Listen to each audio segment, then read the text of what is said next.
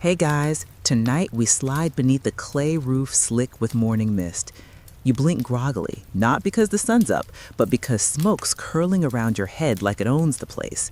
You're lying on a damp reed mat inside a Neolithic pit house in what's now northern Korea, and something strange is happening.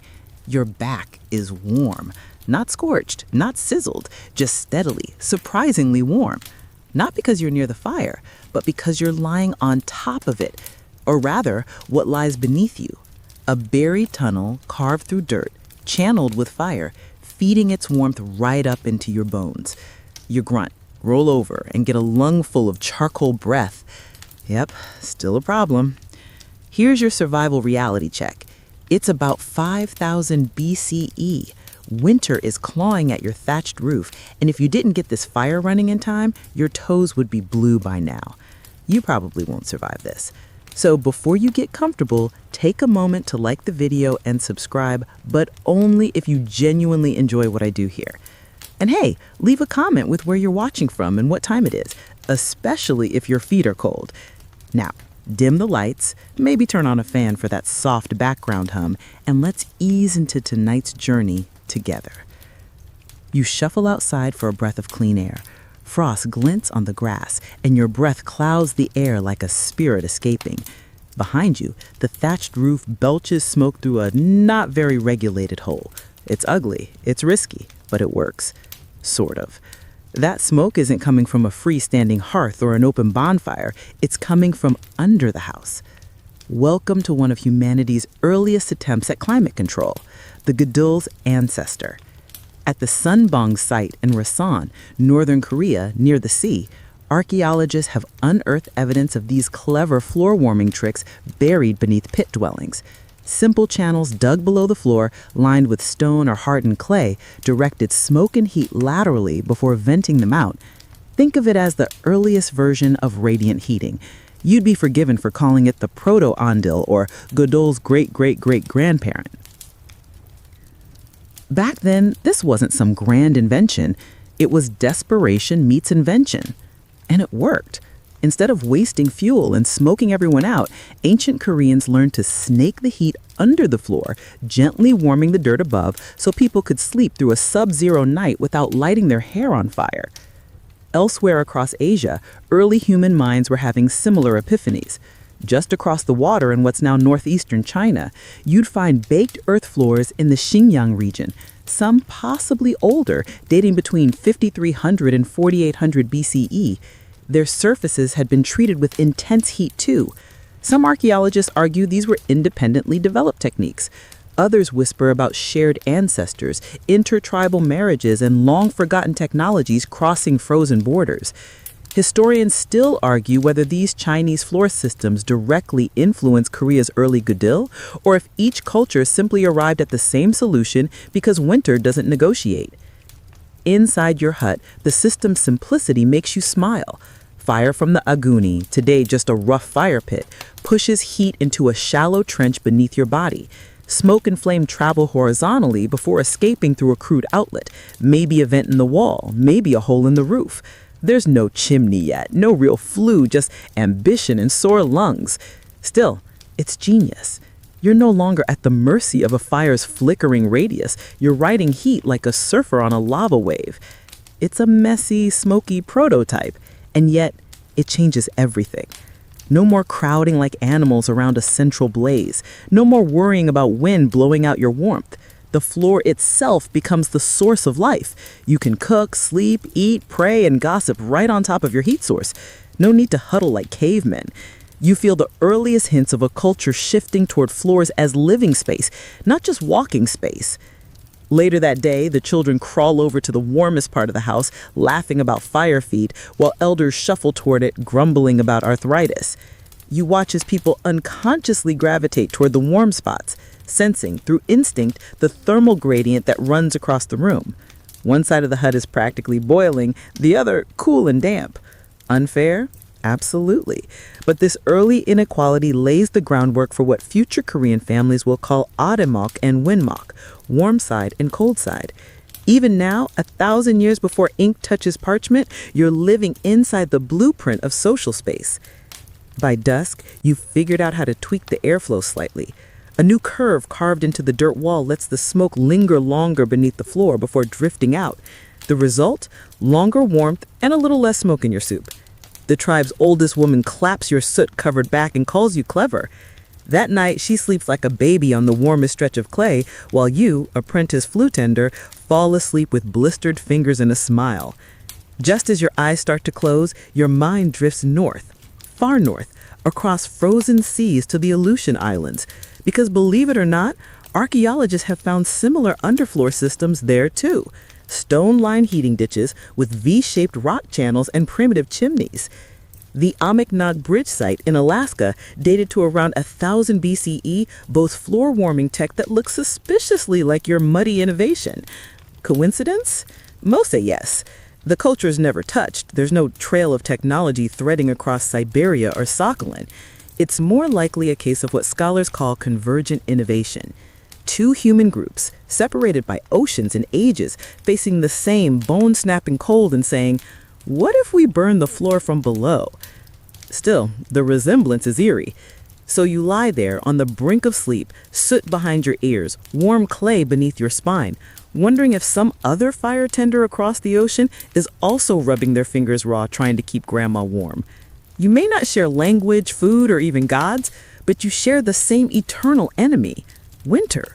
And tonight, thanks to a handful of rocks and the clever curve of a dirt tunnel, you've won. Not bad for a smoky little mud hut on the edge of the known world. You wake to the smell of damp ashes and faintly charred pine needles, blinking in the blue-gray light of morning. The fire's gone out, but the floor beneath you still radiates a ghost of yesterday's warmth. That's the miracle you live for now. Not the flame itself, but what it leaves behind. Heat that lingers. Heat that sinks into the soles of your feet like a memory. You shuffle across the packed dirt to inspect last night's handiwork. The trench under your hut is holding strong. A little soot buildup, but manageable. You remove one of the stones to let in some fresh air, coughing as the smoke dribbles upward. You've learned not to breathe too deeply this close to the flue. The neighbors still joke about the time you fainted trying to see if the tunnel was working. Still, you're proud. Your floor doesn't just survive the winter anymore. It fights back. And you're not alone. Across the peninsula, other villages are trying their own methods, packing clay tighter, angling the flues upward, experimenting with ways to keep heat moving just a little further. It's the early Bronze Age now, around 1500 BCE, and you're not just surviving, you're building something. You leave your hut and walk toward the next village over, Ungi. That's where you've heard there's a new kind of house with fire tunnels dug directly inside the floor of pit dwellings. You arrive just in time to see a group of builders laying stones in a straight channel, one muttering something about flame flow efficiency. You raise your eyebrow. These guys are heating both their beds and their cooking spaces at the same time. You squat beside a firebox, a gungi they call it, and trace its angled tunnel as it slides under the room's edge. The flame doesn't go up. It runs sideways, low and smooth, until it reaches a flue on the far end. That change keeps it from choking itself out. It's a game changer. Someone hands you a bowl of millet porridge and invites you to stay the night. You oblige, mostly for research. As dusk falls, the fire is stoked.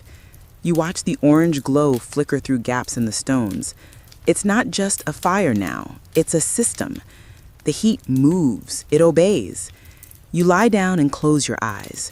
The stone under your shoulder is just warm enough to lull you into a deeper sleep than you've had in weeks. By morning, you've decided to copy the design, of course. You're not proud, you're practical. And beside, the Ungi method is clearly the future. It blends cooking and heating in one efficient design, cutting fuel use and maximizing warmth. That's the goal now. Less fire, more comfort. You return home sketching out new trench layouts in the dirt with a charred stick. Back in your own hut, you get to work. This time, you raise the entry of your flute ever so slightly, using split tiles and carefully arranged bricks. Your agungi still lives inside the house, but the heat now flows under a broader section of floor. You even lay flat stone slabs over the trench, covering them with thick clay to hold the warmth longer. It's not beautiful, but it works. And for the first time, your home doesn't freeze through the night. That winter, you have more visitors than ever. Word's getting out. Your floor feels like summer. Around 200 BCE, other changes are rippling across the land.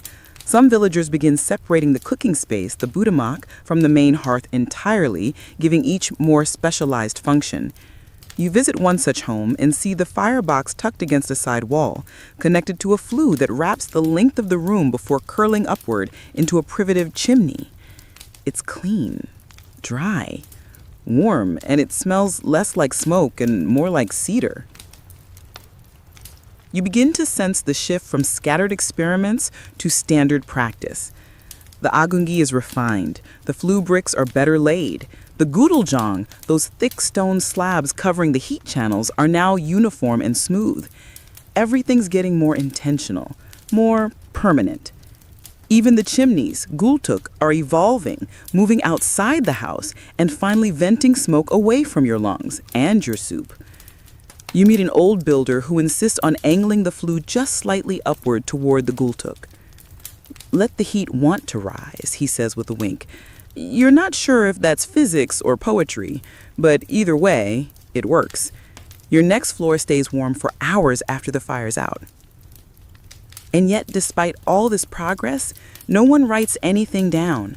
No scrolls, no blueprints, just scars in the dirt and muscle memory passed between calloused hands. The floor warms. That's all that matters. A few months later, you find yourself deep in the woods gathering stones when you stumble upon a curious pattern. Flat rocks in a V-shaped trench, partially buried beneath moss and leaves. It's not Korean. It's not even Asian. You're looking at a prehistoric underfloor heating system on the other side of the ocean. Okay, maybe not literally, but archaeologists in the future will uncover something just like this in the Aleutian Islands. A fire tunnel beneath a living space. Dated to around 1000 BCE, that's 500 years older than the oldest gudeul from Okchao in Korea's northeast. And while you'll never meet the people who built it, your solutions, your floor stones and heat tunnels, look eerily familiar. Historians still argue whether that counts as proof of shared innovation or just coincidence. Most believe these systems evolved independently, born of the same brutal winters and the same need to keep grandma from freezing. Still, it's strange, right? That a people thousands of kilometers apart, with no contact and no common language, looked at the same problem and dug the same ditch? You scratch your head and throw another log in the agungi. Winter's creeping back. The trees have gone bare. The winds howl across your roof with a new kind of hunger.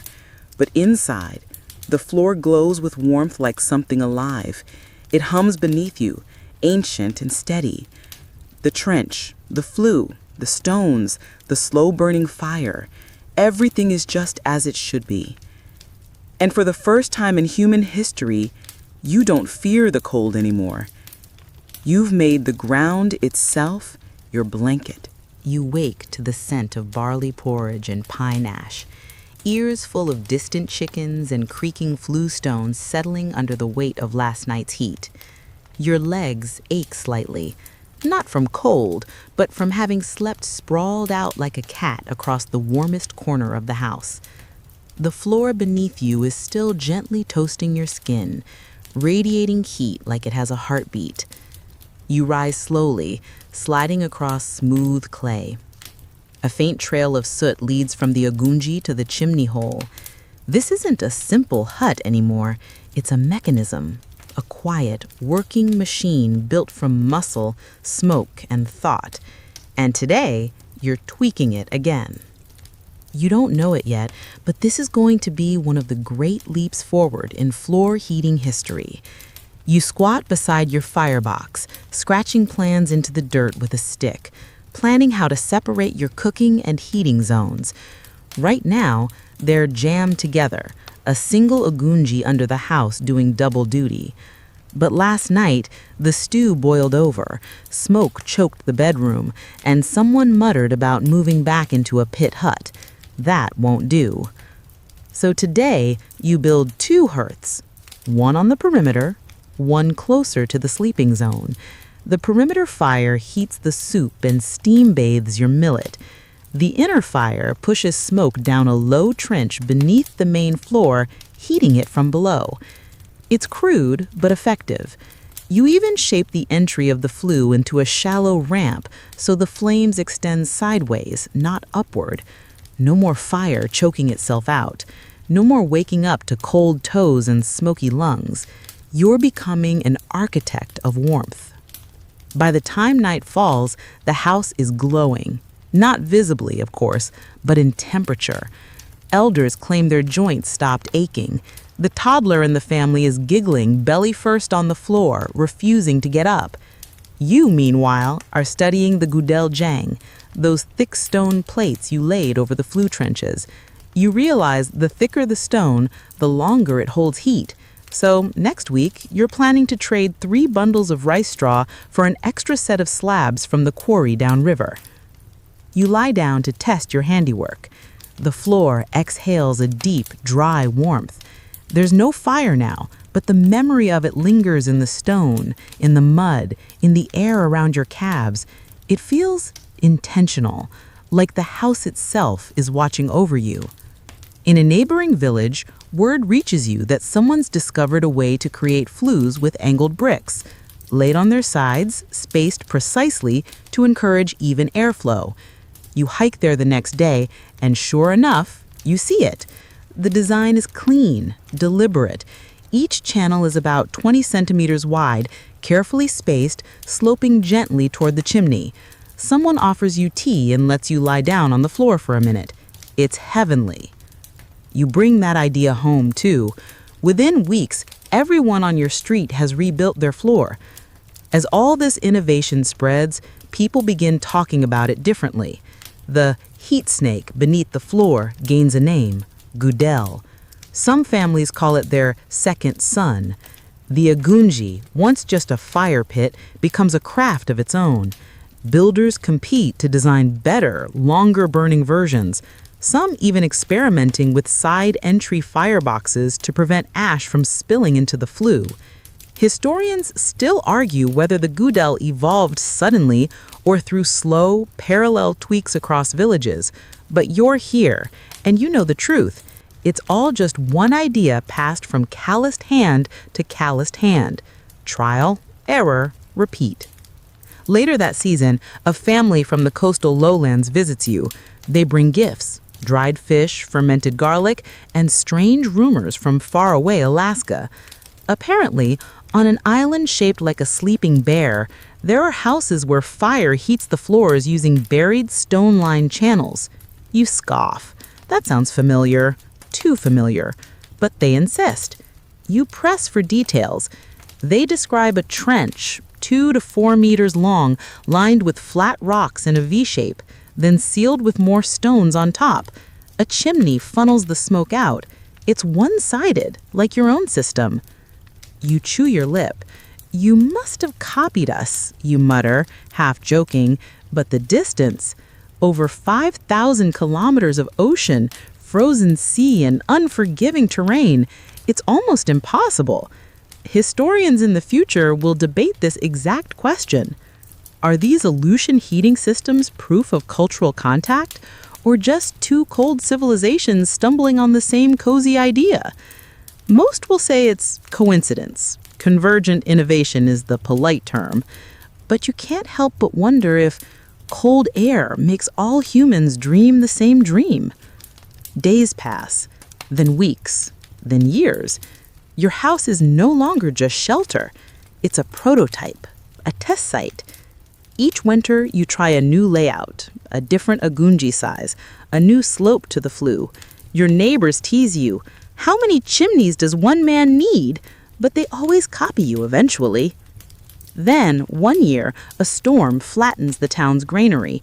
When the rebuilding begins, someone suggests laying heating flues beneath the grain storage floor. They say, keep the mold away. Another suggests putting them beneath the women's weaving room. It helps the fingers stay nimble. Soon, the gudeul isn't just for sleeping anymore.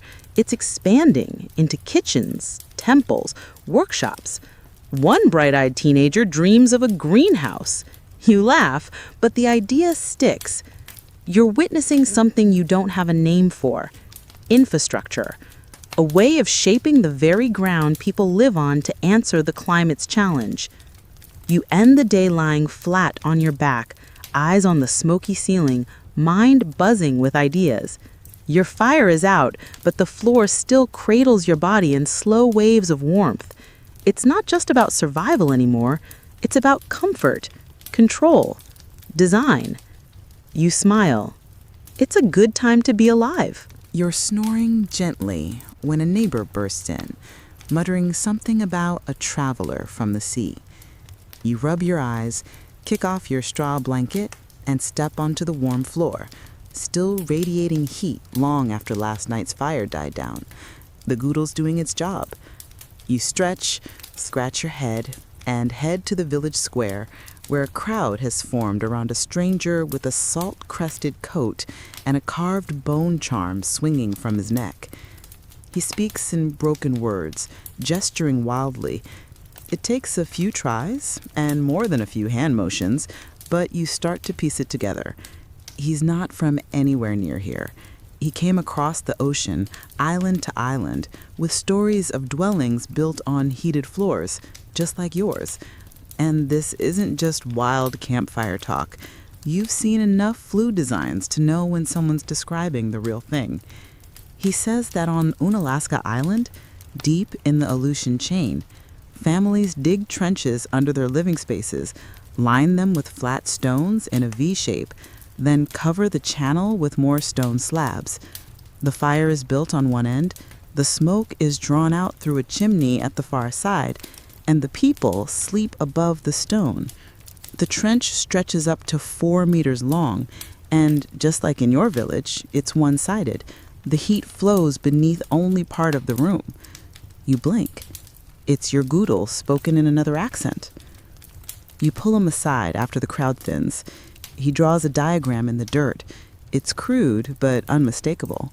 This guy's ancestors have been lying on heated stones longer than your grandparents have been pickling garlic. Carbon radio dating will one day confirm the Aleutian system to be about 3,000 years old, roughly 1,000 BCE, making it slightly older than the earliest known gudeul systems in Korea's far northeast. It's humbling. You ask him how they figured it out. He shrugs. Snow came, fire didn't last, then someone buried it. You both laugh. Historians in the far future will argue endlessly about this. Some will claim cultural contact. Perhaps ancient seafarers braved icy straits and swapped fire tricks. Others will insist it's just convergent evolution. The logic is sound. Cold climate plus rocks equals warm floor. But the similarities are so precise. The trench shape, the smoke direction, even the placement of the chimney. It gnaws at you. Still, you're too practical to waste time on unsolved mysteries. Instead, you ask about what doesn't work. Turns out their system suffers from ash buildup. Smoke sometimes reverses in storms. And when the trench isn't sealed well, rats find their way in. You take mental notes. You've dealt with similar problems, only your rats are smaller and your storms wetter. That evening, as he sleeps on your warm floor, smiling with the kind of joy only the floor-warmed truly understand, you sketch a hybrid flue layout, merging Aleutian simplicity with Korean finesse. The result? A slightly wider channel, lined with angled stone, covered with thicker slabs, and a chimney base that dips into a hollow, what you'll one day call the gejari, a heat trap and soot collector in one. In the morning, he's gone, slipped back toward the sea with the same silence he arrived in, but his floor design remains. etched into your memory like soot in a flue wall. Back in your village, people began noticing changes. Fires burn longer, floors stay warmer, the smell of smoke fades from sleeping mats. You become the one who spoke with the Iceman, a name you do nothing to correct. A month later, an old woman invites you to inspect her crumbling floor. She lives near the ridge, where the wind howls like it's lost something. Her gudeul is old, stones cracked, flue sunken, but there's history in it. As you dig out the collapsed tunnel, you find something curious. The trench is dug deeper than usual. Near the chimney end, it widens into a bowl-shaped pit. At first, you think it's erosion, but then you notice soot pooled in the hollow, perfectly caught like sediment in a lake.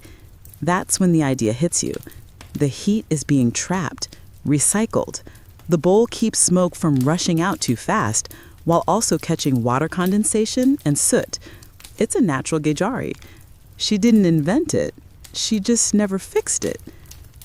You race home and start modifying your own system. The new version has a clean-out hole for soot, a dip before the chimney to slow the draft, and better control over airflow. It's clumsy at first, but within days, your floor's warmth lasts hours longer. Even after the fire goes out, the heat lingers, sinking into the stones, rising gently into your blanket through the night. Other builders come by, curious. They offer you fermented cabbage, smoked eel, a piece of red stone from the river. Barter resumes. Ideas flow faster than fire now. Gudeul design becomes a community sport. People argue over brick orientation, flue curvature, ash removal techniques. Someone proposes a chimney built outside the wall for safety. Another suggests layering the floor with a clay mud mix that holds warmth like sponge cake. Still, there are doubters. An elder shakes his head, muttering, "If fire needs this much fuss, maybe we should just sleep in wool." You point to your unburned eyebrows and say, "Wool doesn't heat soup while it warms your toes." That shuts him up. As the snow falls again, you lie flat on your floor and admire your creation. It doesn't look like much, just some mud, stones, a firebox, and a chimney. But beneath the surface, genius. Smoke flows like a lazy river. Heat curls through the flues and nests in the stones. Your gejari coughs up shut every few days, but keeps the reverse drafts at bay. You've built something that works with the earth, not against it. Later that year, a traveler from the mountains comes through. He looks at your flue system, grunts once, and says, "Ours run straight." You grin. Then yours run wrong. He laughs, and by nightfall, he's lying belly first on your floor, refusing to leave. You don't know it yet, but what you've helped shape will outlive empires. It'll warm soldiers in mountain forts, monks in stone temples, kings in winter palaces. But for now, it's just you, your floor, and the distant hush of wind beyond the chimney. No frostbite tonight. Your breath fogs the window paper as you trace your finger along a rough sketch of last season's flue layout. It's getting harder to keep track. Every few months, someone tweaks a curve, shortens a channel, widens a heat trap, and calls it genius. You've started carving notes into a stone tablet near your agunji, just to remember what version you're on. This winter, though, something changes. You visit a house built by a mason from the east. His agunji sits outside the house entirely, tucked into the wall like a polite afterthought. You laugh at first. You freeze walking out there to light it. He just nods toward the open door. You step inside. And then you stop laughing. The floor is perfectly warm, not scorched, not spotty, just consistent, radiant heat from wall to wall. The room doesn't stink of smoke. No one's coughing. The toddlers are asleep on a reed mat. And you find yourself sitting without realizing it, palms pressed to the clay. It's dry, silent, alive. This is a new kind of gudeul. Later, he explains it. The firebox stays outside the house, less smoke inside, more room for sleeping. No risk of burning down your pillow. You hate that it makes sense. This external agunji design spreads like gossip in a village bathhouse. Within a year, it's the norm. Kitchens are built in small extensions now, sharing fire with the gudeul system via a side flue. Cooking and heating are still married, but now with separate bedrooms. It feels civilized. And with separation comes specialization. Builders begin refining the heat flow further. Instead of straight tunnels, some carve zigzags. Others try wide curves like the veins of a leaf. You test a circular path beneath your own floor. It's a disaster. Smoke traps itself and refuses to rise. But you learn something. Too many turns and the draft collapses. So you go back to gentle slopes. Gravity, it turns out, is your partner in warmth. By now, the flue stones, gudeul, are uniform in size, cut to spec, laid in precise angles. Some artisans polish them, others etch patterns into the clay sealant above, claiming it helps airflow. Historians will argue whether these designs were decorative or functional, but you just think they're pretty. Then someone brings a clay pipe from the south, hollow, smooth, and oddly light. They used it to drain water, but you try using it as a flue extension. It works, sort of. The pipe doesn't hold heat like stone, but it's easier to clean. You begin experimenting with combining materials. Clay pipe in low pressure zones, thick stone where the fire's hottest. The house now hums like a finely tuned drum. Your chimney, once a rough hole in a wall, is now a proper structure. Built with bricks, vented well above the roofline, it draws smoke upward like a thirsty ghost. Some days you climb the roof just to watch the plume twist in the sky. A few neighbors begin shaping their chimneys like animals, dragons, cranes, even a snail. One man insists his tiger-faced chimney scares off evil spirits. You roll your eyes, but secretly, you like the idea. Then comes the accident. A family in the next valley wakes up dizzy. The fire had been weak the night before, and they stoked it too late. Their chimney was clogged. No one died, but the fear spreads faster than soot. You gather the builders and declare a new rule. Every flue needs an accessible gudeul, a hollow pit at the flue's end to catch soot and moisture, and every chimney must rise high enough to create a strong draft, even in wet weather. The council agrees. This marks the beginning of something new. Standardization. Quietly, without fanfare, the ondol stops being a mystery and becomes a science. You're no longer guessing, you're measuring. Builders compare burn durations. Children debate who has the warmest floor. One woman begins mapping chimney heights against room temperature. You offer her tea and ask if she'd like to join your design guild. She laughs, but says yes. Meanwhile, houses get bigger. No longer simple huts. They now feature multiple rooms, some with ondol, others without. The warmest room is reserved for elders. Guests are shown to it with pride. The coldest corner? That's for storage or punishment. Social hierarchy is baked into the floor, literally. The warmest spot, aramok, becomes a word. So does the cool end, winmok. It's no longer just architecture, it's etiquette. Children learn early not to sit near the agunji unless you're invited. The hottest spot belongs to the oldest person in the room. You teach your niece this after she scorches her bottom trying to steal the family's heat throne. She sulks. You tell her to grow older, then try again. In spring, you visit the coastal trade town and see something new. Bricks, red, uniform, beautiful. Traders claim they're from the south. You buy a dozen and test them in your flue. They hold heat well, though they crack if the fire's too hot. Still, the idea of modular components plants a seed. Maybe you don't have to carve every stone by hand anymore. Back home, you experiment again. A hybrid flue, using brick sides and stone tops. clay mortar seals the edges. You call it model 7.5, though no one understands what the .5 means. It works like a dream. Visitors keep coming. Scholars, builders, even a priest who claims your gudeul's gentle warmth helped him sleep through the spirit voices. You nod politely and offer him more soup. You stopped calling yourself a builder. Now you're a floorsmith, and your work is more than heat. It's comfort, community, even quiet status. You notice how people boast about their ondol, not with words, but with subtle things: polished flue edges, balanced draft flow, aroma-free air. You sit on your latest floor design one snowy morning, sip warm pine tea, and realize something profound. You've done it. You've turned fire, ash, and stone into something beautiful, something dependable, something everyone, rich or poor, old or young, can use. It's no longer a gamble. It's a promise.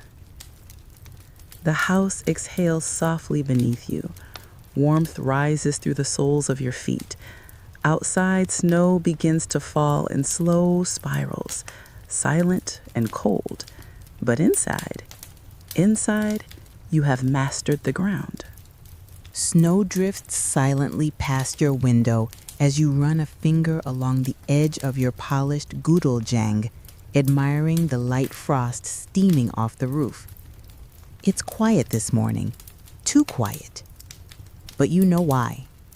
The neighbors have been sneaking into your house to experience the full room heat, the latest marvel in a long line of warmth innovations that you and your fellow builders have been secretly obsessed with. See, there's a shift happening in your world. The rudimentary trench and slab gudeul systems you grew up with are being replaced, not by accident, but by ambition. Partial floor heating is old news. The chok gudeul, which only warms a slice of the room, usually the left or right third, is fine for survival. But now people want more. They want the whole floor, and they're willing to dig deeper and lay heavier slabs to get it. You call it the gudeul, entire floor gudeul, and once you've tried it, there's no going back.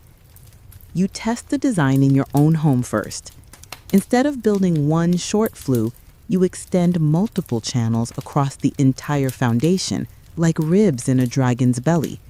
You stagger them evenly, raise the entry slope of the aguni just enough to guide the flame sideways, and lengthen the flue distance to slow down the smoke's departure. Each channel is topped with a stone slab. You patch gaps with wet clay and lay woven mats above it all. Then you fire it up. At first there's doubt. Too many flues might cool the fire before it finishes the job. But you wait and wait. And then, magic! The floor starts to glow with gentle, bone-deep heat. Not just one corner, not just a stripe down the middle, the whole thing. Your toes don't envy your heels. Your grandmother doesn't fight your uncle for the warm edge. The warmth is democratic, equal.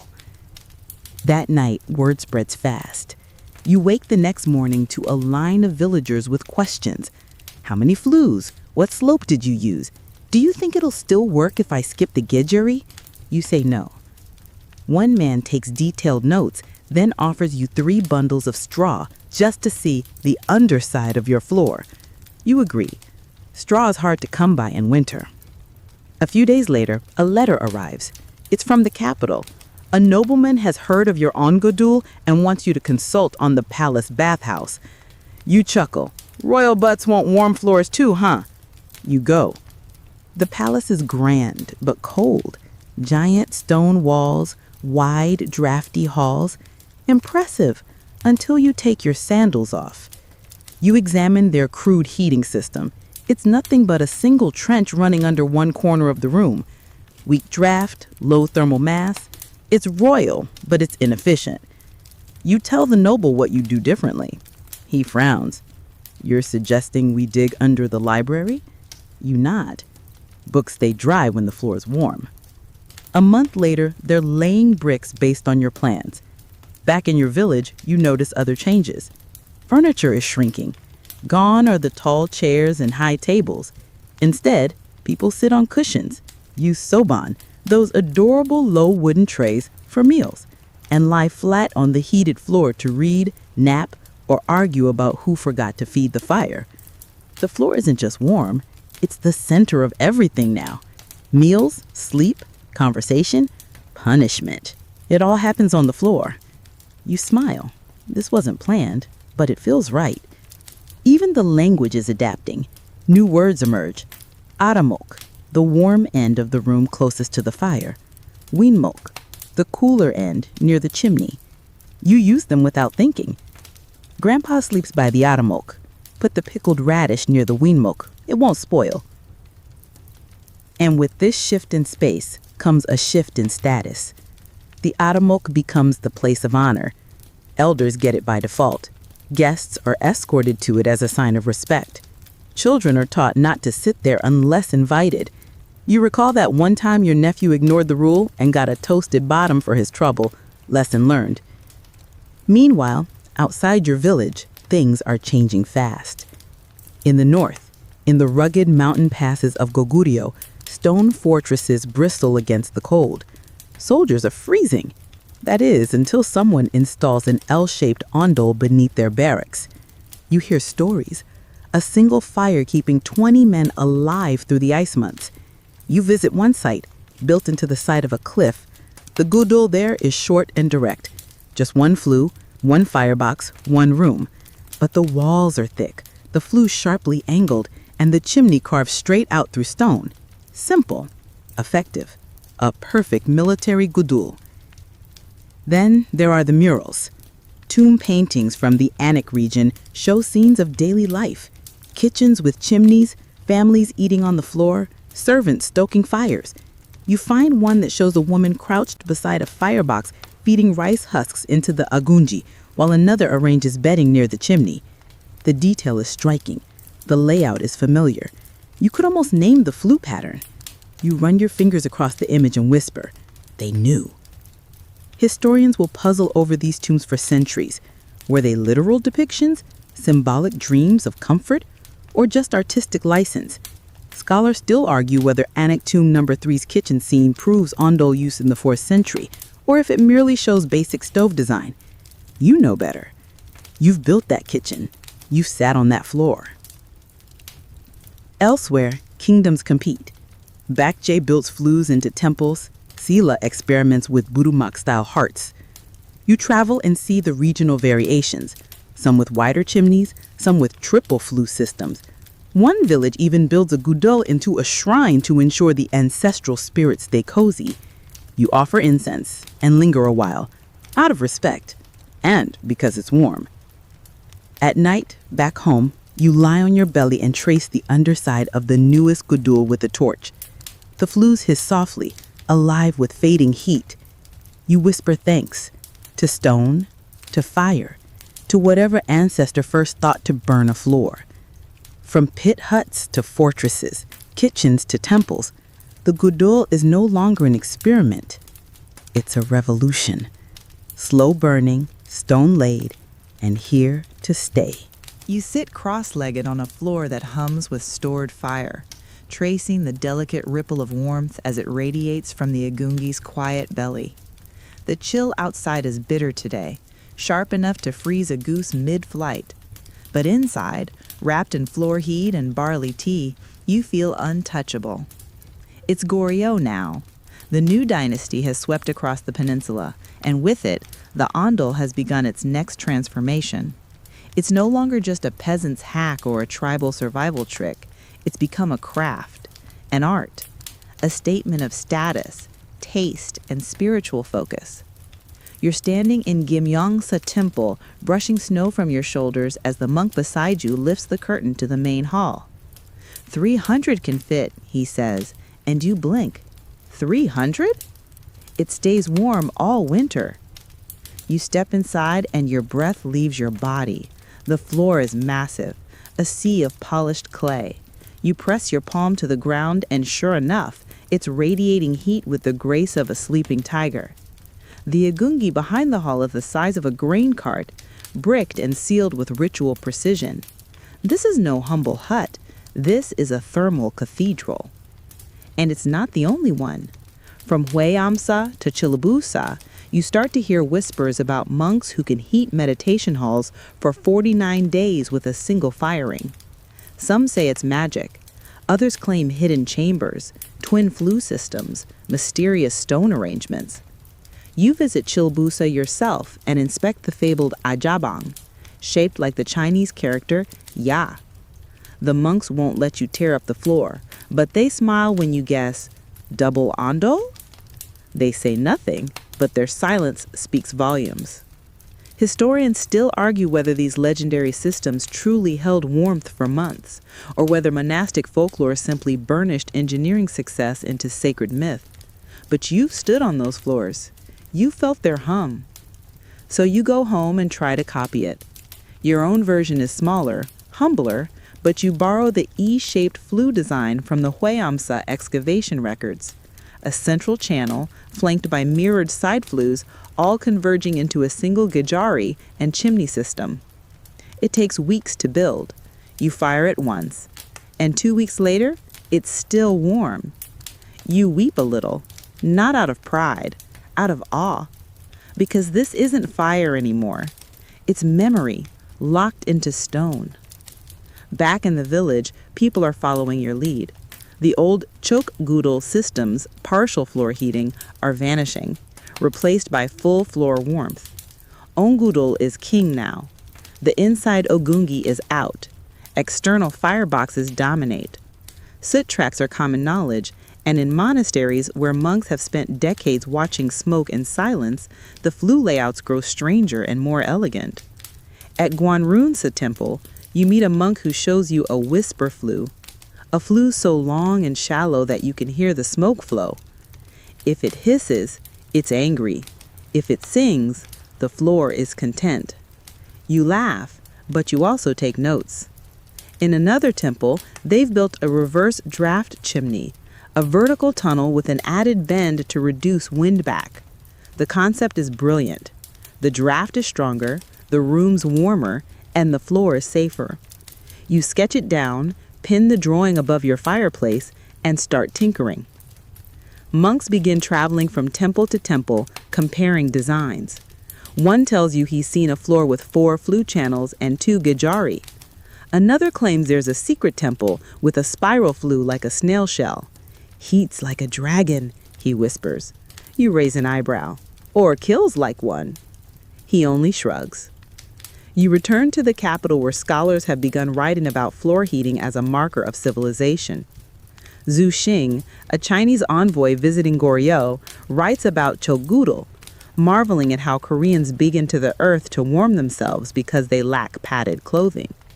You read his travelogue and laugh. We don't lack warmth. We've mastered it. And you have. From fortresses in the north to monasteries in the mountains, the gudeul has spread. But more importantly, it has grown up. It's no longer just functional, it's philosophical. Monks use it to stay centered in their meditations. Scholars use it to warm ink while writing Confucian treatises. Children use it to learn letters, their cheeks pink with floor blush. Even the construction methods have changed. You've started using pre-cut bricks to line the flues, mud and rice husk plaster to seal gaps, and specially shaped gejari that double as ash traps. You carve small doors into your chimney base to scoop out creosote without dismantling the whole wall. You even design an agungi with dual chambers, one for cooking, one for heat. When someone asks you what you do for a living, you pause before answering. You're not just a builder, you're a warmth engineer. Still, it's not all perfection. Some monks complain the floors get too hot. Others blame spiritual distraction on comfort. One says, our minds drift on soft clay. You consider designing a floor that cools in the middle and warms on the edges. You sketch it once, then twice. You build it. It fails. Too much airflow variation. You abandon the idea. Turns out, people like warmth everywhere. You also begin noticing patterns in fuel use. Red pine burns hot and clean. Oak holds longer but leaves more ash. Some families start mixing dried seaweed into the fire. One family burns dried corn stalks. Instant soot storm. You ban it. In the market, you hear traders whispering of new lands with radiant floors, places called Rome with hypocausts under their baths. You scoff. Baths aren't homes. But the seed is planted. Are you part of a bigger family of fire? Is floor heating a human instinct? You'll find out later. For now, you focus on perfecting what's beneath you. One cold evening, a traveling poet arrives in your home and lays on your floor for a full hour without speaking. Then he sits up and says, "I just remembered my mother." You nod, understanding instantly. That's what the ondol is now. It's not just architecture. It's not even technology. It's memory, family, ritual, healing, silence. You lie back as the poet leaves your home, watching snowflakes press against your window paper, hearing nothing but the soft, slow breath of your sleeping gudeul. The fire is long gone. The warmth remains. You wake before dawn, and the cold is waiting for you, just outside the sliding door, licking at the paper seams, trying to sneak in. But inside, your home hums with the quiet strength of a well-built gudeul. You throw back your quilt, swing your feet to the floor, and the heat greets you like an old friend. It's the early Choson dynasty now, and you live in a world where fire isn't just warmth, it's design, geometry, etiquette, even morality if you ask the Confucian scholars who run the country. Your house is built in the Hanok style, long and low, its layout hugging the landscape like a sleeping ox. At the heart of it all lies the anbang, the inner room, the warmest space, the place reserved for the senior woman of the household. If the gudeul doesn't work there, everything else falls apart. You head out to the agungi to check the firebox. It's built into the kitchen wall now, efficient, external, tucked neatly behind a line of cooking stones. No more crawling under the floor with a torch. You strike flint, blow the kinder alive, and ease rice husks and pine branches into the chamber. The smoke snakes through the underfloor channels just as you intended, bending around corners, losing just enough heat to warm the floor, then escaping upward in a tidy column from the stone chimney. The geijari, that quiet flue exit pit in the back corner, gurgles gently with trapped soot. You'll clean it later. Today's goal? Balance. Because you're not just warming a room, you're managing a household. That means keeping the aremok warm enough for grandmother's knees, making sure the windmoke stays dry for storage, and, above all, ensuring that no guest ever walks into a cold house. The Joseon elite have taken floor heating seriously, maybe too seriously. Manuals from this time give detailed flue patterns based on social class and moral purity. One suggests that a gentleman should prefer moderate warmth, lest comfort lead to indulgence. Another warns against using animal dung as fuel, citing both odor and moral decay. Historians still argue whether these texts reflect widespread practices or just the fantasies of court scholars who never built a chimney. But the obsession is real. You visited the homes of young Bon officials, tiled roofs, wide porches, perfect symmetry, and under each one lies a custom gudeul system. Some snake like rivers, others form geometric grids. The wealthiest families have dual channel systems where a single agungi feeds 2 rooms. You once saw a scholar's house with a secret loop under his study so the inkstone never froze mid-calligraphy. Not that you envy them. Your own Hanok has character. The angungi is stubborn but loyal. The flue layout, classic E-shape with a side chamber, was copied from an old temple plan. You've patched it with your own hands more times than you can count. You know every warm spot, every odd creak. It's not perfect. It's personal. And it works.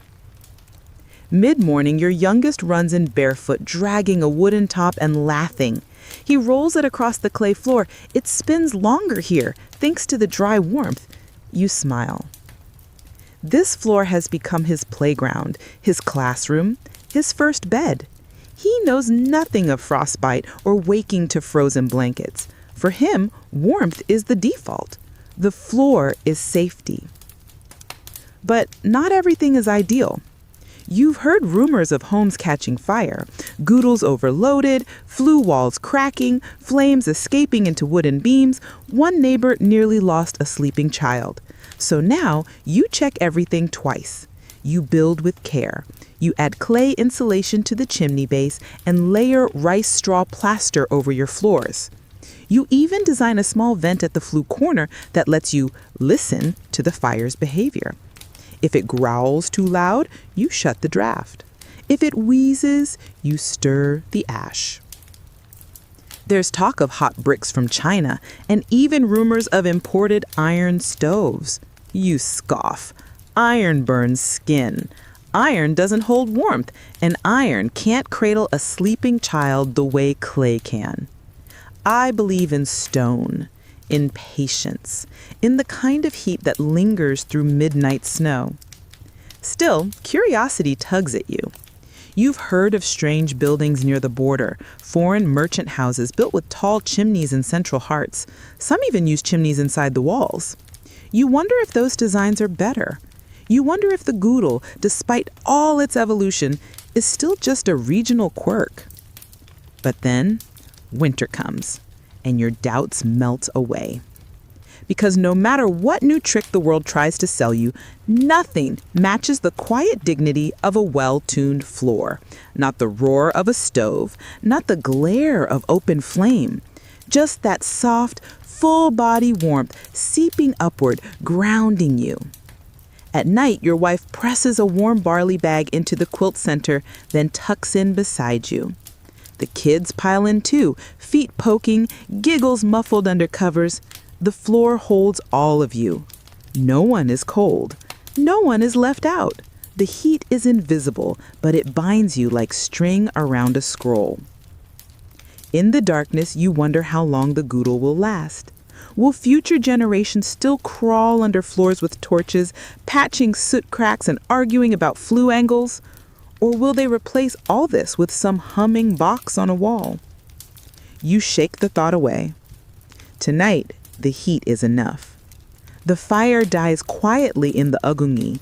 The chimney exhales one last breath, and under your family, the floor glows steady and true, just as it has for 1,000 years. You're not in a village anymore. You're pacing through a stone fortress deep in the mountains, where the wind slices through trees like a saw and the sky hangs heavy with frost. The year is 1259, and the Mongol invasions of Goryeo have left the valleys burned, the coastlines emptied, and families scattered like ash. You're not a craftsman anymore, not just. You're also an engineer of survival. And right now, your greatest weapon isn't a sword. It's the floor beneath your feet. This fortress, perched like a stubborn goat above the plains, is a holdout. Thick walls, narrow gates, frozen rivers below. Inside the barracks, soldiers gather, young, gaunt, coughing into their sleeves. But their feet? Their feet are bare, stretched out over wide, low clay floors that seem to breathe warmth upward. You nod. That's your work. The gudeul here is unlike anything you built back home. It's deeper, its flue channels longer and more coiled, wrapping like a dragon's tail under the room before escaping through two staggered chimneys. Why? Because you're not trying to warm a quiet home.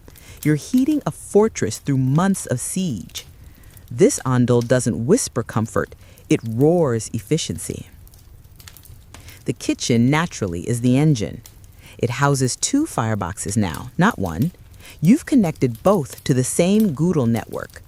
The cook stokes them all day, rice, broth, and barley bubbling above while smoke travels low and long beneath the soldiers' resting mats. The clay has been mixed with volcanic ash, your idea, to retain heat longer and reduce cracking under stress. A young foot soldier limps past you, grinning, holding a bowl of steaming millet. "Sir, your floor saved my toes," he jokes. You smile. It's no joke. You've seen frostbite eat through limbs in other camps where hay and wool couldn't win against the night. One room over, you've rigged a storage cellar with your latest experiment, an insulated flue trap under the floor that heats the chamber just enough to keep salt, dried radish, and rice cakes from spoiling. It works, mostly. Too much fire and you accidentally cook the rations. Too little and the pickles freeze solid. Historians still argue whether the use of heated food storage rooms during Goryell's wartime periods was a common military innovation or a local adaptation seen only in mountainous redoubts like this one. You don't know the records, but you know what you built, and it works. The general calls for you. He wants a new design, a movable heated shelter for scouts on rotation. "Too many feet going numb," he mutters, tapping his sword hilt. "Can't afford to lose soldiers to cold." You blink. A mobile gudeul? No smoke, no smell, no fire in the wind. Figure it out. You spend a week on it. You craft clay boxes, line them with iron sheets, and layer fine sand between to trap radiant heat.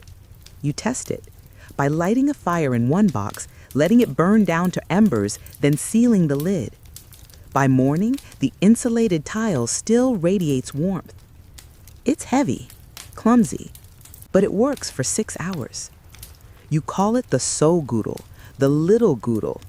Your design becomes coveted. Soldiers fight over the right to carry it into watch duty. The general orders 20 more. Not long after, you're summoned again, not for a problem, but for a blessing. An old monk stationed at the rear temple outpost wants your help rebuilding their flue system. "The bodhisattva frowns on cold toes," he says, deadpan. You go. His temple rests at the far edge of the fortress ridge, protected by pine trees and silence. The existing gudeul is cracked, old.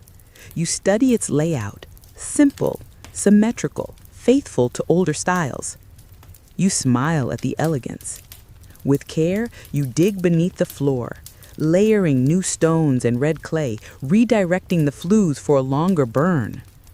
When you finish, the monk pours you tea and bows. "This floor will carry our prayers now." Later that night, back in the barracks, you sit with a captain.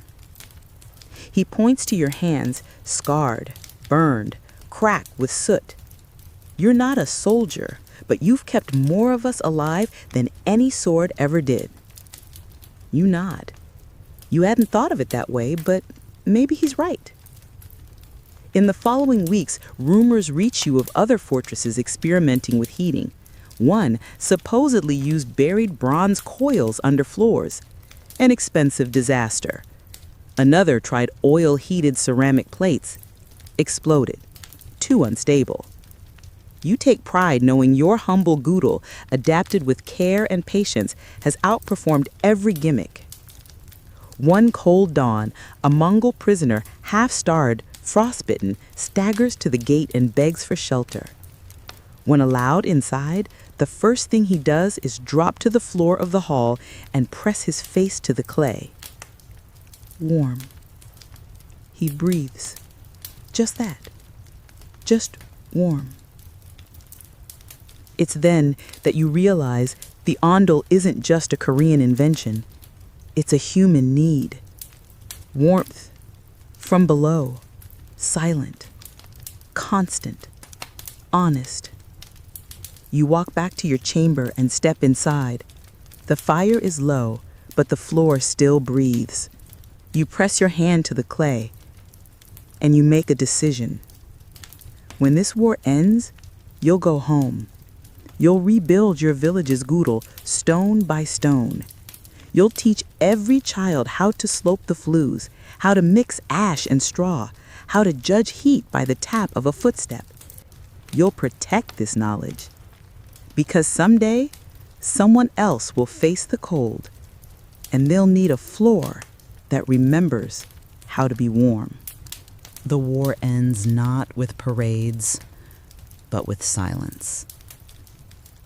Snow melts slowly along the hills where fortresses once burned.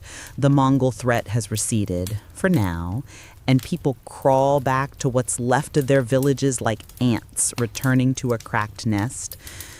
You do the same, trudging down muddy roads toward your childhood valley, packs slung over your shoulder, your tools wrapped in canvas like precious relics. The roof of your family's hanok has caved slightly at one end. The thatch is dry but brittle. The walls still stand, though time and neglect have gnawed the edges. You step inside, cold.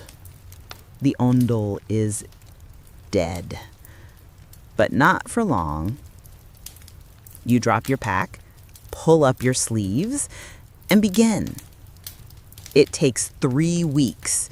You rebuild the agunji from scavenged stone. You seal new flue tunnels beneath the room with a slope just so, steeper than before, a lesson from the fortress designs. You mix straw and ash into the clay, packing it with a rhythmic patience you developed through the siege years. You patch cracks, replaster the gejari, and place the stone lids with the reverence of a monk lighting temple incense. When you finally kneel to light the fire, you hold your breath. The flame hisses, then catches. Smoke curls into the tunnel. Heat begins to crawl forward. You place your palm on the floor and wait. It's back. The floor exhales. And in that moment, you breathe again too. Neighbors wander over, first one, then another, old men with crooked backs, young couples with coughing infants. "Can you help us restore ours?" they ask. "We tried, but it smokes. The heat escapes too fast. The clay won't hold." You nod.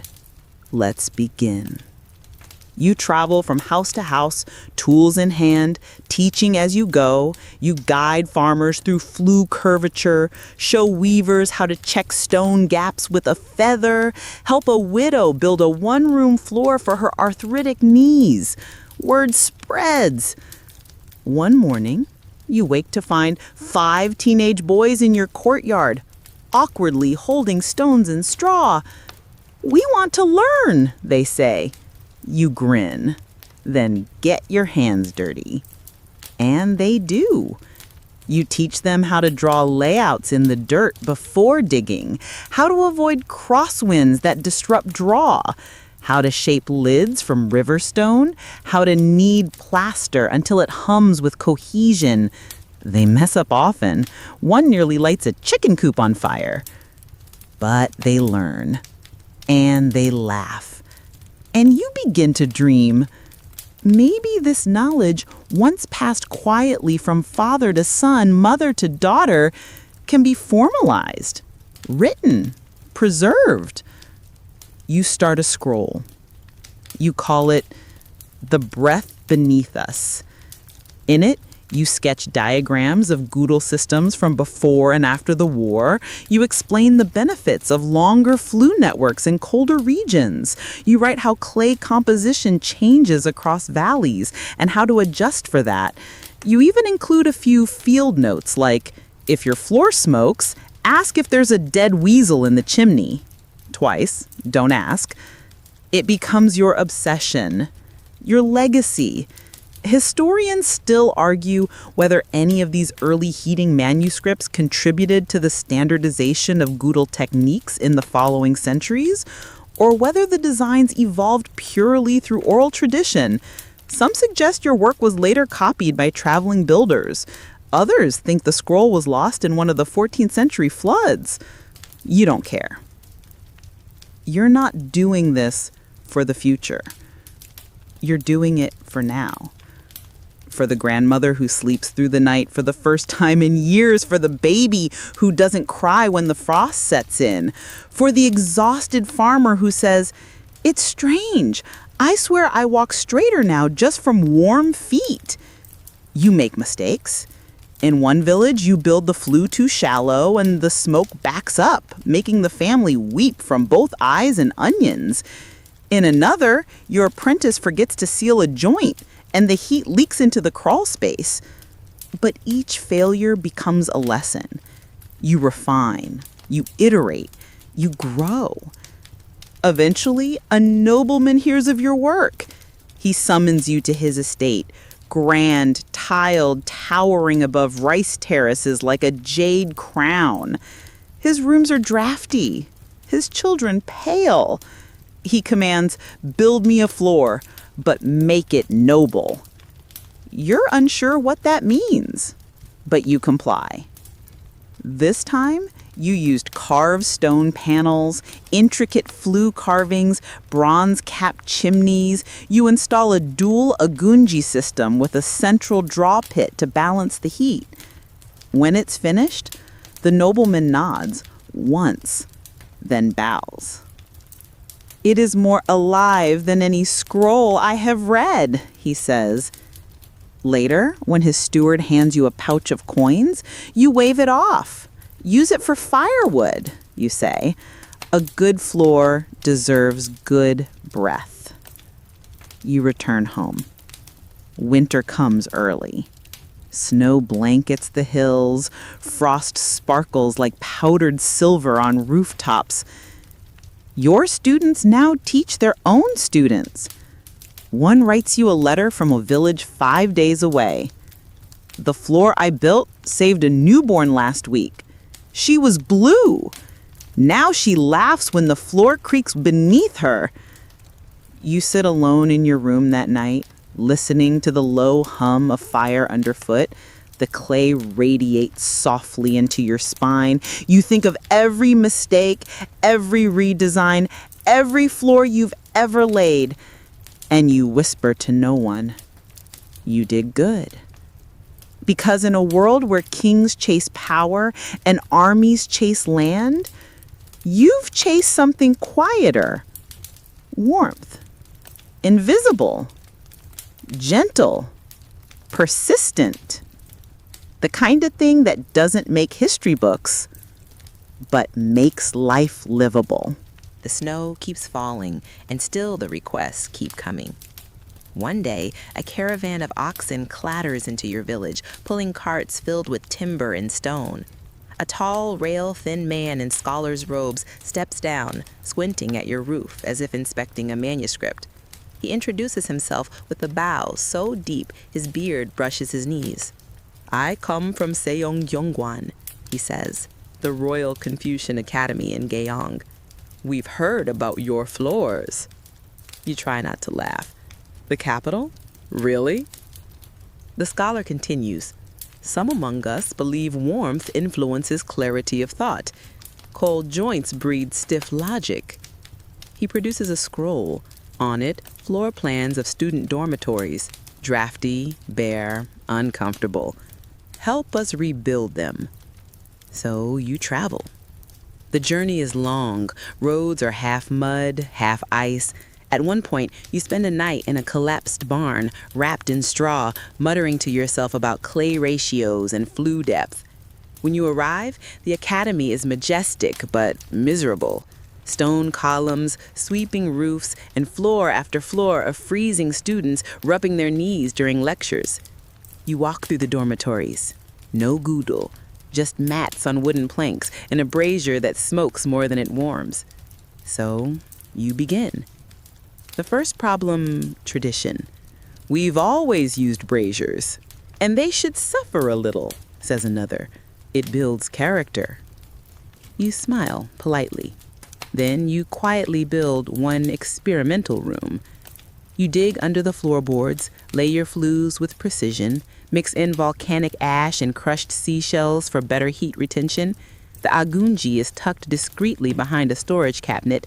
You run the smoke tunnel along the diagonal for maximum coverage. Then you wait. The test room is offered to the academy's most stubborn student. He scoffs, moves in reluctantly, and is never seen shivering again. Word spreads. Within a week, the chancellor himself moves his meetings into that room. You get your commission. Historians still argue whether this was the first time Ondol technology entered elite academic institutions, or if earlier monasteries in Silla beat them to it by centuries. Some records even suggest Begje temples had experimental warm floors, but the details are lost. All you know is this. Once scholars feel heat in their toes, arguments over tradition vanish fast. The job takes 4 months. You oversee teams of masons, carpenters, and 3 of your best apprentices. One nearly sets a scroll library on fire. Another accidentally seals a flue exit with a wad of rice. You laugh, then teach. Each dormitory gets a floor, sloped carefully, smoke controlled, fire risk reduced. The students start waking early. They write more, complain less. One recites poetry from the floor like a kettle left too long, steam and brilliance all at once. You eat meals with the scholars. You speak of heat flow, of air current physics, of soil chemistry and firebox angles. They listen. One even begins stitching formulas to predict floor surface temperatures using clay density and fire duration. You raise your eyebrows. That might actually work. The lines between craftsman and scientist begin to blur.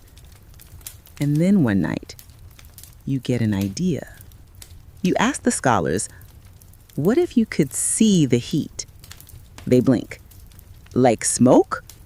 No, you say, actual temperature differences with color. You propose layering glazed tiles, blue when cold, yellow when warm. If it works, the students will know when the floor is ready by sight alone. The scholars call it mad. So you build it. You find a potter who mixes special oxides into the glaze. When heated, the colors shift just slightly, but enough. The scholars call it living stone. It catches on fast. Within weeks, couriers from other towns arrive asking about the color tiles. You smile. Your silly experiment has become a trend. And why not? Floors that talk back. Who wouldn't want that? You head home again. You pass through towns now warmed by your students' students.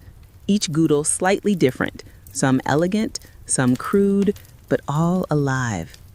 In one village, you find a boy tapping the floor with his foot, judging heat by the echo. You chuckle. Not bad. He grins. My uncle says you taught him that. You look around. The roofs are patched. Smoke curls from chimneys. Children nap without shivering. The floors are working. The breath beneath Korea is steady and strong. But one thing bothers you. People are forgetting the why. They remember the how to build a flue, how to patch a leak, but they're treating it like plumbing. You worry they'll forget the soul of it. Warmth not as luxury, but as love, as dignity, as quiet rebellion against cold and chaos. So you write again. This time, not instructions. A story. You call it The Boy Who Slept on the Mountain. It's simple. A child lost in snow, found by a grandmother who teaches him to build a fire tunnel under the rocks. He survives. Years later, he saves a whole village the same way. No diagrams, just parables. The kids love it. They start naming their floors. One calls his tiger's belly, another sleeping volcano. You visit schools where the first word students learn to write is agunji. And you think, maybe this legacy will live longer than you will. One evening at a spring festival, a girl hands you a small clay tile painted with red and blue swirls. For you, she says shyly. It's warm if you hold it long enough. You do. And you smile, because that's exactly the point. You're older now. The firebox doesn't roar quite the way it used to, not because the flame has changed, but because your ears don't catch the high crackles anymore. Your fingers are slower tying the twine bundles. Knees grind when you kneel. Time has left its marks. A curl in your spine, a twitch in your wrist, a flicker of memory that sometimes fades right before it finishes forming. But one thing remains as certain as it ever was. The floor is warm, and you built it that way. You've returned to your home village after a long time on the road. You've spent the past decade teaching, building, failing, correcting, writing. Palaces, temples, schools, and even a garrison or two now use the gudeul system, though the soldiers tend to complain it softens their discipline. One general asked if it was turning his warriors into rice cakes. You just smiled. Warm rice cakes are harder to break after all. This winter is harsher than usual. A biting wind coils around the village like an eel. It creeps beneath doorways, lifts thatch, winds through tree limbs, but not into your home. No, here, the warmth starts at the toes and travels up through the bones. You can feel it, even as you sit cross-legged, writing what might be your final treatise. The paper's rougher now. Supply chains have been disrupted by border skirmishes, and the ink is thinner. Still, you write. Not for kings this time, not even for students. This is for the people who'll never know your name. The farmer's daughter waking before dawn in a stone-warmed room. The aging healer whose hands no longer ache when she prepares medicines on the heated floor. The newborns who won't freeze in their first sleep. Your thoughts drift back to Jeju Island. You were well into your 60s when you went, beard streaked gray and knees wrapped in cloth, but your hands still knew how to read stone. The journey was a response to a letter, a scroll marked by trembling brush strokes and dried seawater stains. A village elder wrote, "Storms have taken much. The cold is taking the rest. Teach us what you know, even if it's the last thing you do. How could you say no?" The voyage across the sea was not kind. Salt spray stung your face. A sailor lost his lunch over the side. One stormy night, your boat tilted hard enough that your scroll case rolled into a corner, nearly dumped into the water. You clutched it like a baby the rest of the trip. But the island welcomed you. Not in words, perhaps. The dialect took some getting used to, but in stone and air and sky.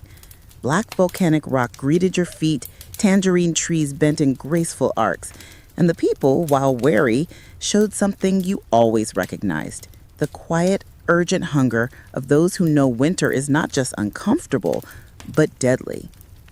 The Jeju homes were built differently, lower, stockier, designed to hunker down against typhoons. Their fires were crude, central pits with little ventilation, creating more smoke than warmth. You walked through the village with your head tilted, eyes scanning the soil, the slope, the wind direction. You tapped rocks with your knuckles. You squatted to feel the earth's density. Every place tells you how it wants to be heated. You just have to listen. They gave you one house to try. You modified your plans.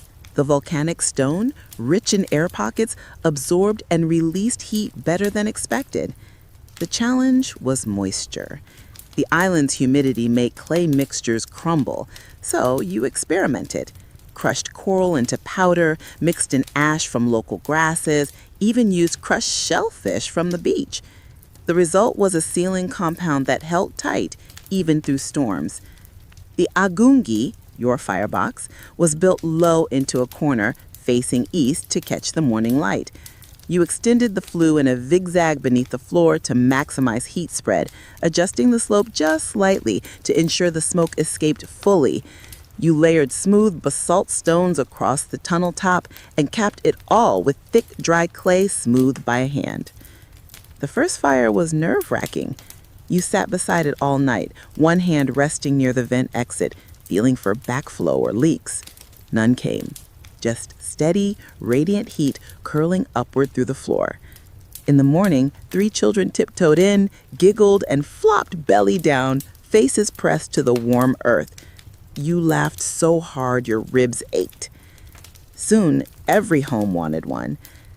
You didn't build them all yourself, your body wouldn't allow it, but you trained others.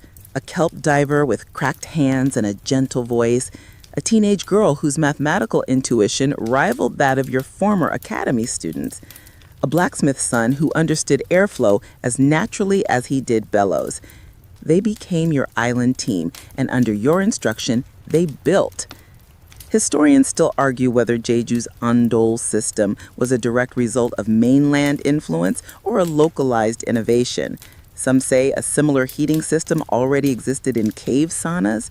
Others insist your visit changed the island forever. You suspect the truth lies somewhere between. Ideas travel faster when they're needed. On your final day there, the village held a feast. Fish grilled over open fire, bowls of warm millet porridge, a fermented tangerine drink that nearly knocked you flat. The elder who had summoned you stood, lifted a stone carved with your name, and pressed it into your hands. "This is Jeju stone," she said. "It remembers heat." You kept it. It now rests on your writing table, one palm-sized, black-glazed rock worn smooth from handling. Sometimes on cold nights you press it to your chest. It doesn't warm on its own, of course, but somehow it feels like it does. Back in your village, you pass the scroll to your youngest apprentice. She's sharp, curious, a bit stubborn. I like that. You tell her, "This isn't a rule book. It's a love letter to fire." She reads it silently, then smiles. Outside, smoke curls from rooftops. Plume trees begin to blossom again, and under it all, the earth breathes, a slow, warm sigh you helped it teach long ago. You sit by the fire, and this time, you let someone else tend it. It's time to get up again. This morning, however, your knees protest louder than usual. You groan, not from pain exactly, but from the effort it takes to transition from dream-warm sleep to the cool pre-dawn air. You push off the mat with one hand, the other pressed firmly against the warm floor beneath you. The stone radiates a steady, calming heat. That familiar pulse, like the earth itself sighing beneath your palm, is what finally convinces you to stand. You stretch your arms skyward and glance around your modest hanok. It's quieter than it used to be. No more apprentices tripping over each other at dawn. No more clatter of wooden spoons against metal bowls. Even the family next door, gone to the capital. But the house, the floor, the fire, they remain. Word has spread, though. You've been invited to lecture at the Capitol, this time by scholars of architecture and medicine alike. They've begun to understand what you've known for decades. Heating the floor isn't just about comfort. It changes the way people live, move, think. It's medicine and philosophy, tradition and innovation. You accept the invitation. The journey is long and dust-heavy. Ox carts rattle past, soldiers patrol the roads, and you pass through villages where every third house bears the mark of gudeul stonework. You smile each time, noting the small differences. A longer flue here, a different chimney style there. Innovation ripples outward from necessity. The capital is dense. Its tiled roofs stretch toward the horizon. Its markets chatter with the noise of thousands. Inside the Royal Academy, you're welcomed with a modest bow. Not too deep, not too casual. Respectful, but wary. These are men who wear their learning like armor. You've seen the type before. They ask questions, endless questions. How was the smoke routed? What angle ensures maximum heat retention? Can floors be partitioned with separate channels? Could an entire school dormitory be heated with a single firebox? You answer them all, slowly and clearly, always tracing your finger along their sand-covered diagrams. When they press for deeper theory, you simply say, watch where the smoke wants to go. It's not about forcing it, it's about understanding it. That earns silence and respect. Later that week, you are brought to a room full of medical scholars. These are not builders. They are people of scalpels, scrolls, and careful diagnoses. They've come to learn why patients who sleep on heated floors recover faster, why children suffer fewer colds, why elders with aching joints report comfort even in bitter frost. You explain as gently as possible that humans are not meant to sit in chairs all day, that the floor, when heated, becomes not just a surface, but a healing presence. The feet are where cold enters, and where warmth must begin to drive it out. You say, quoting a proverb. They nod, some skeptically, some reverently. One young woman, a student healer, raises her hand. Have you considered the effect of radiant floor heat on blood circulation? You blink, impressed. Not in those words, but yes, I've seen it. She beams. You suspect she'll outlearn all of them. You stay in the capital for several months. More lectures, more consultations. A royal architect even takes you aside and sheepishly admits he's designed a new palace wing inspired entirely by your earlier work. You're flattered, though you urge him not to hide the firebox behind too much gold. Let the people see what warms them. They'll honor it more. But eventually, you grow restless. The city is brilliant, but cold in its own way. Heated floors in the palace, yes, but empty conversations in the courtyards. You miss real fires, real problems, real solutions. So you leave. On the journey home, you stop at a village nestled in a steep valley. Hwasan, they call it. The people are warm, the roof's low, but they've suffered a tragedy. A child died during a winter night, huddled beside a stone floor that had gone cold. The gudeul had been poorly built, flues clogged, smoke backed up, heat lost in the walls. You kneel beside the broken floor with a heavy heart. You don't say anything for a long while.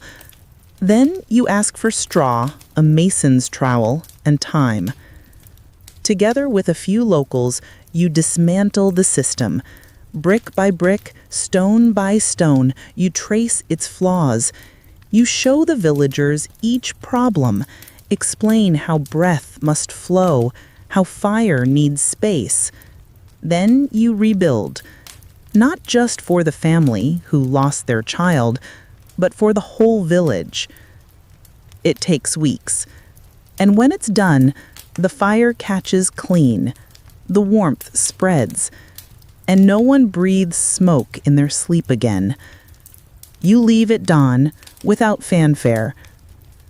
Historians still argue whether the modern Ondal system truly began in the mountains, the capital, or the valleys. Some cite palace records, others favor tomb murals. Some even argue for Chinese influence, pointing to the Kung bedstoves that predate Korean flue systems by centuries. You don't mind.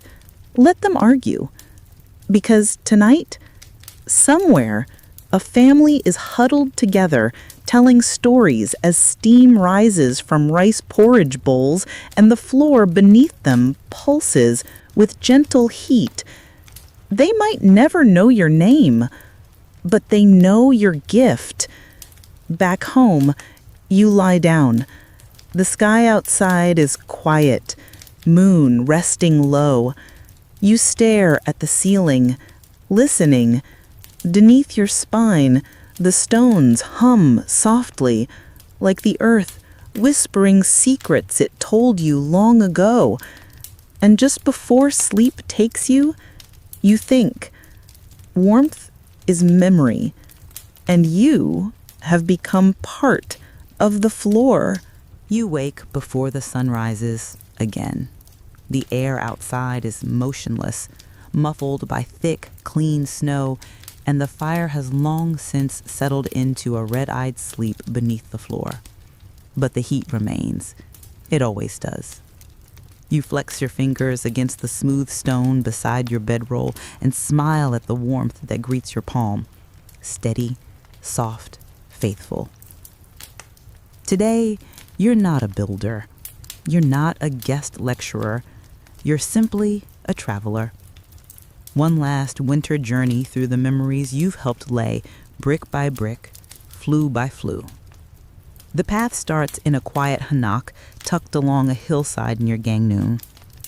Here you watch a young mother feed kindling into a neatly bricked firebox while her child naps a few feet away, sprawled like a cat across a quilt on the heated floor. The air smells of rice broth and wood smoke. The mother hums softly, not for you, but for the heat itself. She doesn't know you built this floor 20 years ago, and you don't tell her. You slip away before she notices, the door creaking shut behind you. Next stop, the rebuilt temple at Baekhyangsa, where the monks still meditate on cushions over a gudeul you helped redesign after a fire destroyed half the hall. The abbot greets you with a nod, then leads you to the corner where older monks prefer to sit, the warmest spot, naturally. The fire follows the breath, he says, and here, our breath follows the fire. You sit together silently, listening to the faint rattle of burning pine logs. It's not a religious moment exactly, but it feels like reverence all the same. In Jeonju, you helped diagnose a chimney problem for a new school dormitory. The architect was too clever, angled his flues for symmetry, not for draft. So the smoke backs up and the rooms remain cold. You gently suggest a less artistic, more efficient solution. The architect frowns, then nods. You leave, without charging a fee. One evening, halfway to Naju, you stay in a roadside inn. The gudeul is uneven and smoky, but it's warm enough, and that's what matters. You share the floor with 3 strangers, a trader from Busan, a scholar headed to Seoul, and a retired soldier with one eye and endless stories. You don't speak much about yourself. Instead, you listen. The soldier talks about freezing in a border post where his boots turn to ice. The trader laughs and says, "That's why I sleep on stone." The scholar quotes a line from a poem, "A warm floor and tea, what more could heaven grant?" You nod. What more, indeed. Historians still argue whether ondol originated purely within Korea or evolved from shared technologies across East Asia. The Chinese Kong system, Japanese irori hearths, and even distant Roman hypocaust offer parallels. But what no one disputes anymore is this: Korea perfected it. Not just the engineering, but the integration into homes, culture, even the very rhythm of daily life. You continue your journey. In Nanwan, a child approaches you as you sit beneath an apricot tree beside a warm wall. She's maybe 7, maybe 8, hair bundled into a crooked braid. "Are you the floorwan?" You blink. "I suppose I am." She nods solemnly. "Our teacher said the floor used to be cold until someone clever told us how to build it right." You smile. "And do you like it warm?" She nods again. "When it's cold outside, it feels like the house is hugging me." You crouch and press your hand gently to the stone beneath her. "That's because your house loves you," you say. She runs off giggling. You linger there a while. Eventually, you return home. Your own floor welcomes you like an old friend. You slide your hands along the flue lines, tap the chimney vent to clear soot, feed a small bundle of dried oak twigs into the firebox. You don't need much. just enough to take the edge off the night air and coax warmth back into the stones. You sit cross-legged with barley tea, the steam curling between your knuckles. You think of the first time you helped your grandfather lay clay over glowing rocks. He told you, "The stone remembers. What you build will stay hot long after you are gone." Back then, you thought he meant heat. Now you know he meant history. You pull out the old box of litters. Dozens now. Some crumbling at the edges, many written in hands you barely recognize, but you know the names. Families, students, fellow builders, even one from a palace worker who thanked you for teaching him how to sleep without smoke stinging his lungs. And tucked between the pages is a sketch done by a boy you met decades ago, now a grown man with children of his own. The sketch shows a home, tiny, simple, one room.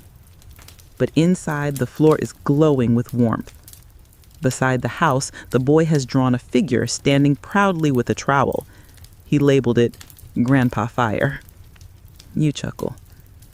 You'll never know how far the warmth has spread. You'll never count all the homes, temples, schools, inns, or mountain shelters built on your teaching. But you don't need to. Tonight, you light a final fire for the season. You lie down slowly, knees creaking, spine stiff. But the stone beneath you is as gentle as ever. You inhale the mingled scent of smoke, dust, and fresh pine ash. The kind of scent that reminds you of rice and childhood and legacy. And as the heat flows into your bones, you think, even when my name is forgotten, the warmth will remain. Your knees creak as you settle into the far corner of your home, the one where the floor always runs the warmest, no matter how long the winter lingers outside. The andol hums beneath you, not with sound, but with heat that seeps gently into your bones. You rest your palms flat against the stone slab, as if greeting an old friend. The fire's path through the flues is invisible, but you can feel it tracing along ancient lines that echo thousands of years of habit, invention, and quiet domestic resilience. Tonight is not about building, not about repairing, lecturing, advising, or diagnosing. Tonight is about remembering. And so, as snow falls steadily outside your window, you lean your head against the wall, eyes half-lidded, and think back through time. You recall what the researchers call the Neolithic transition, those first earth-mounded shelters built into hillsides by Paleolithic tribes near Ulsan or Jeongeuk. Long before Korea was Korea, before even Silla or Goguryeo, there were fire trenches dug beneath sloping dwellings. They weren't symmetrical or refined, but they kept the families alive. In them were the seeds of everything to come. Historians still argue whether this innovation was born purely from local necessity or arrived through ancient northern exchanges with Siberian cultures or Manchurian hearth practices. Some archaeologists even suggest early evidence of underfloor burning chambers in Bronze Age Liaoning. But wherever the exact genesis lies, here in the Korean peninsula, the gudeul grew up on its own terms. And what a life it's lived. You remember walking barefoot across stone floors in a Silla recreation house near Gyeongju. The guide whispered proudly that their restored gudeul didn't just follow the oldest design, it honored it. Heated flue passages cut beneath sleeping platforms, wide chimney mouths nestled into corner walls, ash raked in tidy heaps, and near the hearth, a child's sandal abandoned next to a bowl of cold soup. One memory blurs into another. You remember the palaces of the Joseon court, Cheongdeokgong's secret garden where diplomats from China and scholars from Japan puzzled over why Korean royal quarters had no fireplaces, no braziers, and yet never felt cold. Their hosts would smile and offer tea, allowing the warmth beneath their feet to answer. It was more than comfort. It was philosophy. You remembered the Confucian schools whose masters insisted that heated floors kept young scholars disciplined. No squirming from winter chill, no excuses for missed lessons. The floor, like truth, pressed gently upward from below, firm but kind. And in the corners of every hanok, whether a nobleman's home or a village hut, the layout always bent around the fire path. Firebox near the kitchen, flues sloping gently through stone slabs, chimney rising where the wind wouldn't blow smoke back in. The house grew from the gudeul, not the other way around. You remember what the anthropologists say. This system shaped posture, sleep habits, even medicine. You've lain flat beside grandmothers who believed that letting heat draw into the back could cure nearly anything, from cough to sorrow. You've seen newborns placed in quilted cradles beside the stone, grandparents resting joints against it with contented sighs. Acupuncture points warmed, blood loosened, spirits steadied. And yes, you've laughed when skeptics scoffed, when modern engineers dismissed it as inefficient or impractical for high-rises. But now you watch as radiant heating makes a global comeback, and you smile knowing Korea get it long before carbon fiber or electric mats. You think of the researchers who show how ondol heat delivered at floor level conserves fuel, aligns with natural airflow, and harmonizes with the body's thermal preferences. But more than the science, it's the symbolism that lingers. You think about what it means that Korea's warmth comes from below, from foundations, from stone, from fire that hides but never vanishes. You recall the official designation, National Intangible Cultural Property number 135. And you grin remembering how your grandfather said, "Intangible my foot. Just try lying on it in January and see how intangible it feels." Your mind drifts to a newer memory. Seoul, 1993. A new apartment tower. A young couple showing you their first home. The radiant heating system is sleek, no fire, no smoke. But when the floor warms, they drop to their knees and sigh. Just like Halmoni's house, one says. And something in you unclenches. Historians still debate how much of the ondol system's soul survives modernization.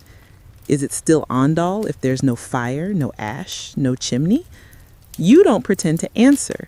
You only know this. Warmth still rises. Feet still curl. Children still nap on heated floors with cheeks pink and bellies full. Now, in the dim quiet of your own home, you stretch your legs and let memory taper off. The fire beneath the slab has slowed. Just enough embers now to keep the air from turning cruel.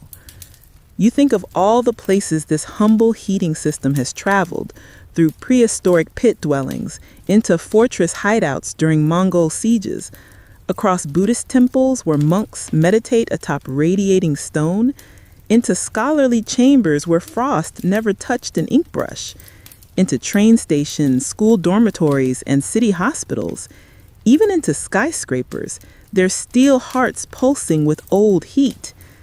You think of the people, mothers feeding pine logs into the firebox before dawn, children sliding toys across warm tiles, old men sipping makgeolli with backs pressed to the hearth wall. So many hands, so many feet, so many lives, quietly, faithfully warmed. And suddenly it occurs to you, the ondol didn't just change buildings, it changed how people saw the world. From below, not from above. From foundation, not from facade. You close your eyes. The stone beneath you exhales one last soft breath of warmth. Outside, the snow continues to fall, but it can't reach you. You're wrapped in centuries. You are stone and soot and smoke and sleep. And tomorrow, someone else will light the fire. The warmth beneath your body no longer radiates with urgency. It lingers, quiet and steady, like a memory refusing to fade. You shift slightly, letting your cheek rest against the floor's soft heat, as if listening for the final heartbeat of the fire. There's no need to move. No more flues to check, no more stones to align, no more questions to answer about combustion efficiency or radiant gradients. Just stillness, just breath, just warmth. Outside, snow drapes rooftops like soft silk. Trees hold their silence, and somewhere in the next village, or perhaps the next century, a fire crackles to life beneath someone else's home. You don't know their name. You don't need to. The heat you knew, the wisdom you shaped, the stone paths you laid, all of it lives on, glowing quietly beneath countless feet. You picture families in soft-lit rooms stretching out across a warm floor, infants blinking drowsily, grandmothers humming tuneless songs. A kettle whistles faintly from a distant kitchen. Somewhere a student reads, toes tucked under a thick quilt. Somewhere else, someone dreams of ancestors and of you. You breathe slower now. Let your eyes close. The fire is low, but not gone. It's there, waiting patiently, beneath stone, beneath memory, beneath time. And as your thoughts drift, one last truth remains. Warmth, when given freely, never truly ends. So rest now, gentle traveler. You've walked the full length of the hearth path. You've tended the ancient flame. And tonight, it's your turn to sleep above it. Let the heat hold you. Let the quiet keep you. Tomorrow will come, but for now, this moment is yours. Good night.